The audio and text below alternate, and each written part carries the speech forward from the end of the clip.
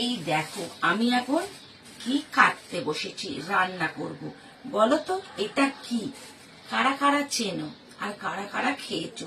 ভীষণ ভালো খেতে, দারুণ খেতে। আমাদের কলকাতা এখানে পাওয়া যায় না, কিন্তু এই সময়টা পাওয়া যায়, 10 থেকে 12টা দিন পাওয়া যায়, তারপরে কিন্তু পাওয়া যায় না। কেন? এই ফুলটা যখন হয় গাছ ভরে যায়, তারপরে আর ফুলটা থাকে না। যাই হোক, বাজার থেকে কিনে নিয়ে এসেছি, আজকে নয়, কেনা হয়েছে কাল। যেহেতু ওই জন্য আমার ঝরে ঝরে পড়ে যাচ্ছে, নাহলে ফুলটা না ভীষণ সুন্দর দেখতে হয়।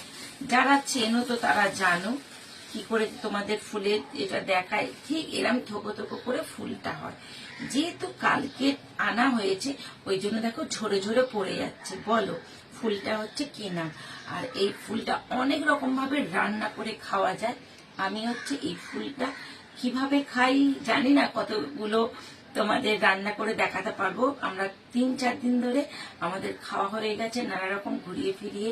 আজকের যে ভিডিওটা করব তোমাদের পরে সেটা দেখাবো।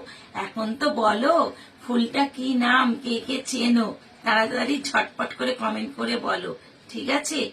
আমি দেখছি কমেন্ট, ঝটপট করে আমি কেটে কুটে নিয়ে রান্নাটা বসাই। তোমরা কিন্তু সবাই কমেন্ট করতে থাকো কি নাম আর কে কে ফুলটা খেয়েছো, আর এর গুণটা কি আছে। যারা জানো তারা বলো, যারা জানে না তারা জেনে যাবে।